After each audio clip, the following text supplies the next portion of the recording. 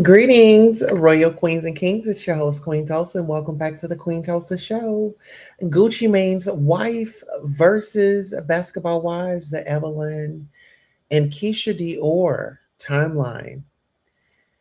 Is it a business rivalry or a personal vendetta? Today, we're diving deep into the messy timeline between basketball wives icon Evelyn Lozada and the First Lady of the new 1017, Keyshia Ka'oir, formerly known as Keyshia Dior.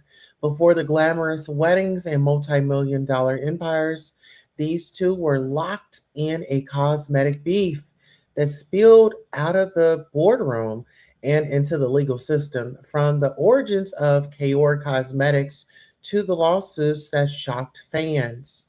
We're breaking down how these two powerhouses went from business associates to legal adversaries. In this video, we cover the origin story, how Keyshia Ka'oir, then Keyshia Dior, built her beauty empire with Gucci Mane while Gucci Mane was away. The cosmetic beef, the specific business disagreements and shade that started the friction between Evelyn and Keyshia. The lawsuit breakdown, a look at the legal filings, defamation claims, and what actually happened in court.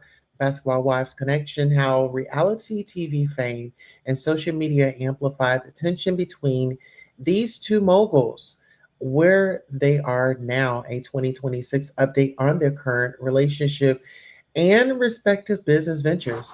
Well, as we all know, Keyshia Ka'oir is definitely married, still married to Gucci Mane.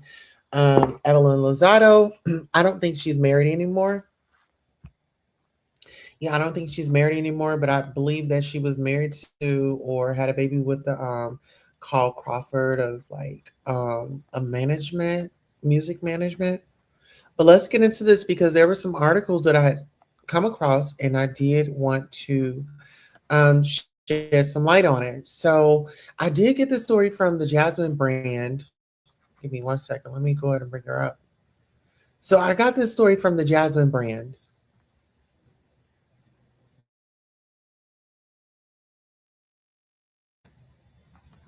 All right. So as it reads, let's go ahead and get into it.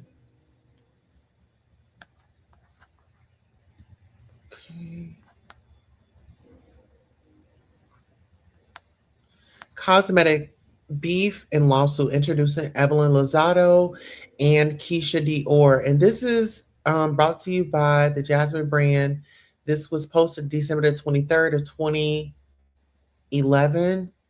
I'm going to go ahead and drop that link in the chat in case you guys want to go ahead and check that out, but also credit in my source of where we're getting our information from. All right, let's get into it. Oh, hold on. Let me make sure I paste it. Let's go. All right, there we go. So it should be appearing in the chat in just one second.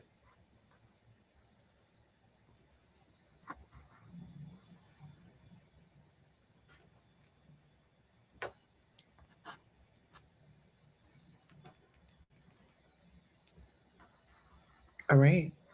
So according to Baller Alert, there is a cosmetic thug life battle going down between basketball wives Miami Evelyn Lozada, model video vixen Keyshia Dior, and a lawsuit. I'm not much of a cosmetic girl, so this whole story is way beyond me. The site shares that after Evelyn signed her six-figure contract as the new face of Secret Kisses, Keyshia Dior fans got a little pissy, claiming that Evelyn stole the idea from Keyshia Dior. What's more is that Keyshia is being sued by Secret Kisses for breach of contract, theft, and slander. Here's a breakdown of Dior's involvement in Secret Kisses.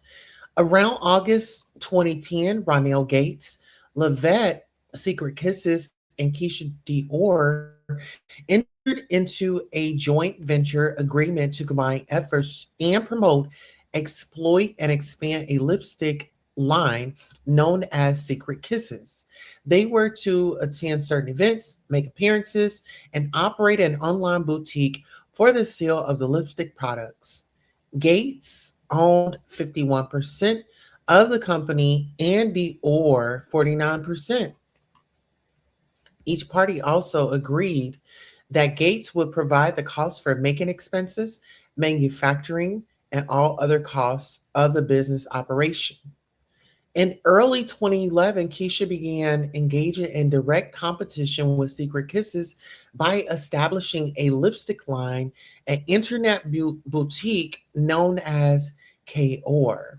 Although she still had contractual agreements and legal obligations with Secret Kisses alleges that in March of 2011, Keyshia Dior stole, took, and converted to her own use and benefit $7,400.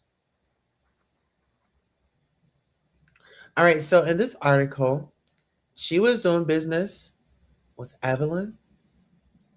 Everything was good until she wanted, it seemed like she had some part in the business. She had 49%. The guy, he had 51%.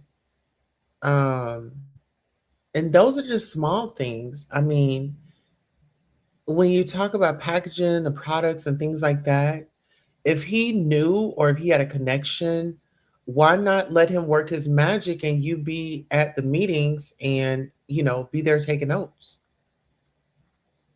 All right. So we do have another article, and the other article is actually from Baller Alert. We actually want to give them credit as well.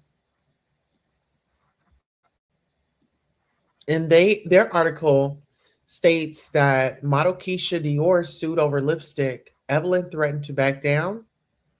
So hopefully all this makes sense.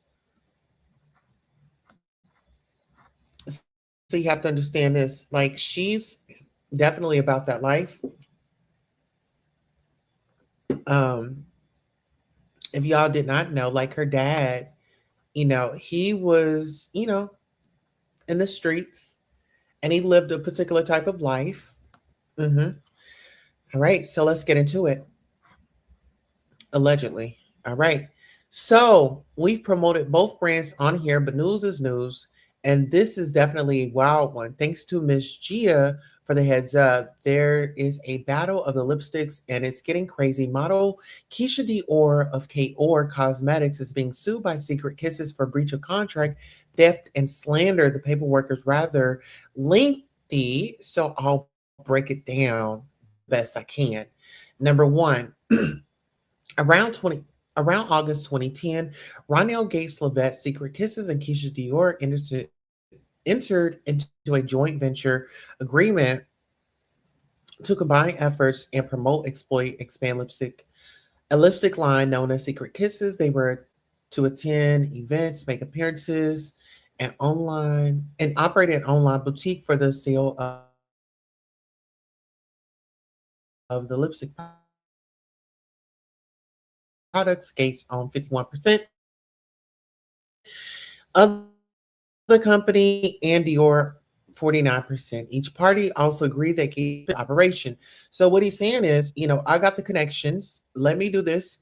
If I have to, by my relationship, if I have to get us a deal to where we can, see a little bit more product, get more bang for our buck. I'm just thinking like he could work out a sweet deal for them. Do business for a while, and then every once in a while they'll throw in a sweet deal for you.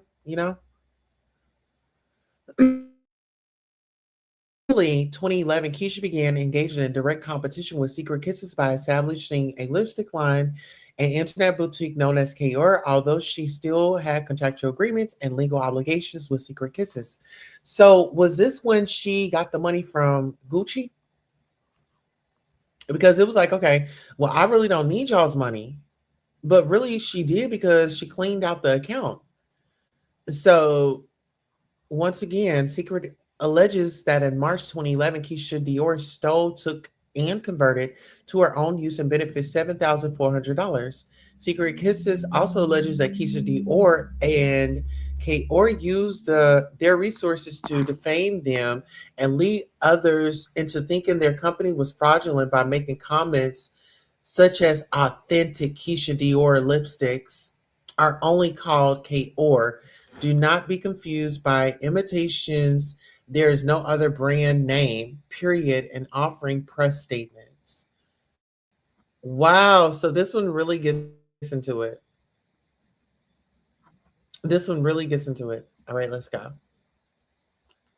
You probably remember when Evelyn Lozado signed her six-figure